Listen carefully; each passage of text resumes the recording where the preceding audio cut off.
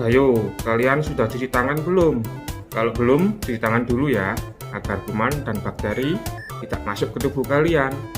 Sehat sekarang bukan hanya untuk kalian, tapi juga demi orang-orang di sekitar kalian. Oke, kalau sudah, kita lanjut videonya. Assalamualaikum warahmatullahi wabarakatuh. Baiklah anak-anak sekalian, sebelum kita memulai pelajaran, mari kita berdoa dulu. Berdoa sesuai agama dan keyakinan masing-masing. Harapannya semoga kita semua mendapat ilmu yang bermanfaat. Berdoa mulai. Bismillahirrahmanirrahim.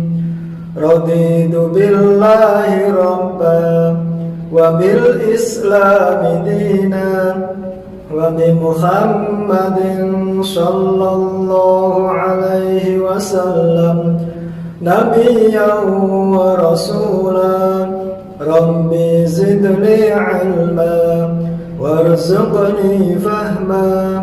Rabbi shrah li sadri wa yassir li amri wakhlul 'uqdatam min lisani yafqahu qawli. Amin ya rabbal alamin. Bismillahirrahmanirrahim. Assalamualaikum warahmatullahi wabarakatuh. Selamat siang, salam sejahtera untuk semua. Dan tak lupa saya ucapkan salam sehat buat kalian. Mudah-mudahan Allah Subhanahu wa Ta'ala tetap menjaga dan melindungi kita semua, sehingga kita bisa melaksanakan aktivitas ini dengan baik. Dan selanjutnya anak-anakku sekalian yang saya cintai, juga yang saya harapkan pada kesempatan daring siang ini, saya akan menjelaskan tentang gambar kerja untuk pembuatan produk barang atau jasa. Yang pertama, pengertian gambar kerja menurut Suratman di sini maksudnya adalah satu teknik penggambaran yang digunakan untuk menjelaskan secara gamblang persyaratan item yang direkayasa, aktivitas menggambar mesin menghasilkan dokumen gambar yang berfungsi sebagai bahasa atau media untuk menyampaikan ide, gagasan atau informasi dari para insinyur yang mendesain suatu produk kepada para pekerja yang akan membuatnya. Ini pengertian gambar kerja menurut Suratman. Nah, lanjut. Kemudian ada lagi pengertian gambar kerja menurut Sujianto. Ya, disebutkan di sana pada buku menggambar teknik mesin di halaman 7, diterbitkan oleh Kanisius di Yogyakarta tahun 2012, bahwa yang dimaksud gambar kerja di situ adalah komunikasi utama antara si pembuat gambar atau ide dengan si pelaksana di lapangan, dan gambar harus dipahami oleh kedua belah pihak. Ini menurut Sujianto. Kemudian ada lagi menurut Insinyur Ohan Zuana pada buku menggambar teknik mesin dengan standar ISO di halaman 14, diterbitkan oleh CV Pustaka Setia di Bandung tahun 2011. Yang dimaksud gambar teknik di sini adalah gambar yang menitik beratkan pada penyampaian maksud dari pembuat gambar secara objektif. Gambar jenis ini menggunakan simbol-simbol yang dapat diterima secara internasional, dan simbol tersebut sudah dirangkumkan dalam sebuah standar yang dapat diterima di seluruh dunia, yaitu standar ISO. Selain itu ada juga standar lain yang dikeluarkan oleh suatu negara. Kemudian kita lanjut pada fungsi gambar kerja. Fungsi gambar kerja ini pertama adalah penyampaian informasi yang berfungsi untuk meneruskan maksud dari perancangan dengan tepat kepada orang, ya, kepada orang-orang yang bersangkutan, kepada perencanaan proses, pembuatan, pemeriksaan dan sebagainya. Orang-orang yang bersangkutan bukan hanya orang-orang pabrik atau orang-orang di bengkel sendiri, tetapi juga orang-orang dalam pabrik ataupun bengkel subkontrak atau orang asing dengan bahasa lain. Kemudian kita lanjut pengawetan, ya, pengawetan penyimpanan dan penggunaan keterangan gambar ini merupakan data teknik yang sangat ampuh, di mana teknologi dari suatu perusahaan didapatkan dikumpulkan. Oleh karena itu gambar bukan saja diawetkan untuk mensuplai bagian-bagian produk untuk diperbaiki atau reparasi atau untuk diperbaiki, tetapi gambar diperlukan juga sebagai bahan informasi untuk rencana-rencana baru di kemudian hari, sehingga diperlukan penyimpanan, kodifikasi nomor urut gambar dan sebagainya. Cara-cara pemikiran dalam penyiapan informasi, dalam perencanaan konsep abstrak yang terlintas dalam pikiran diwujudkan dalam bentuk gambar melalui proses.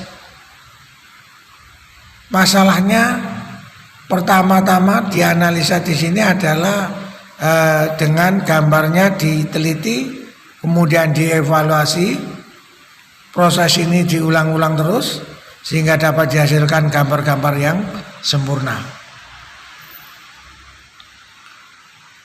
Kemudian kita lanjut dengan tujuan gambar kerja internasional gambar, ya. Di sini peraturan-peraturan gambar ini dimulai dengan persetujuan bersama antara orang yang bersangkutan dan kemudian menjadi standar perusahaan agar tujuan dapat dicapai. Penunjukan simbol-simbol gambar harus sama secara internasional, ya. Itu untuk tujuan gambar kerja. Yang kedua, mempopulerkan gambar, ya.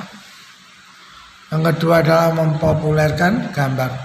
Dalam lingkup teknologi, mempopulerkan gambar di sini menjadi suatu keharusan karena dalam teknologi tinggi dibutuhkan data-data yang pasti dan akurat dan tidak berdasarkan kebiasaan atau feeling. Yang ketiga, tujuan gambar kerja adalah untuk perumusan gambar, yaitu berdasarkan sifat kerja pada masing-masing, maka dari tiap-tiap bagian mesin listrik harus memiliki keterangan yang sama agar bisa dimengerti oleh semua orang. Kemudian pemodelan objek 3 dimensi menurut Nur Hidayat pada buku Autodesk Inventor Mastering 3D Mechanical Design di halaman 5 diterbitkan oleh Informatika di Bandung tahun 2011. Pemodelan objek 3 dimensi di sini adalah suatu metode untuk menggambarkan posisi suatu objek 3 dimensi dalam bentuk geometri dan topologinya, sehingga dapat dianalisa dan diolah lebih lanjut. Secara umum, objek dalam dunia 3 dimensi ini berupa polyhedron, yaitu gambaran objek yang mempunyai ruang 3 dimensi, baik panjang, lebar maupun tinggi. Pada sisi-sisi permukaan ini dibentuk oleh poligon-poligon yang dibentuk dari kumpulan vertex yaitu untuk koordinat sehingga membentuk lintasan tertutup sederhana. Contoh polihedron adalah balok, ya, piramid, tabung, sedangkan contoh poligon adalah bujur sangkar, kotak, segitiga, dan lingkaran. Kemudian menurut Gundi pada buku Autodesk Inventor Essential Book di halaman 4 diterbitkan oleh Informatika di Bandung tahun 2014, 3 dimensi di sini adalah bentuk dari benda yang memiliki panjang, lebar, dan tinggi. Grafik 3 dimensi ini merupakan teknik penggambaran yang berpatokan pada titik koordinat, ya, sumbu X datar, sumbu Y tegak, dan sumbu Z miring. Representasi dari data geometri 3 dimensi ini sebagai hasil dari pemrosesan dan pemberian efek cahaya terhadap grafika komputer 2D atau 2 dimensi. Pemodelan objek 3 dimensi. Yang pertama, berdasarkan teori-teori di atas dapat disimpulkan bahwa 3 dimensi ini merupakan sebuah bentuk yang memiliki panjang, lebar, dan tinggi. Kemudian grafik 3 dimensi ini merupakan perkembangan dari grafik 2 dimensi. Di dalam grafika komputer, 3 dimensi ini merupakan bentuk grafik yang menggunakan representasi data geometri dan 3 dimensi. Yang berikutnya, nomor 2 adalah geometri objek 3 dimensi ini berhubungan dengan ukuran, misalnya lokasi titik atau ukuran objek. Topologi ini digunakan untuk menghubungkan titik-titik koordinat objek sehingga dapat membentuk suatu poligon. Kemudian bagaimana poligon yang terbentuk itu disusun untuk membuat objek atau politeron yang dimaksud, sehingga diperlukan sistem koordinat untuk membentuk model objek.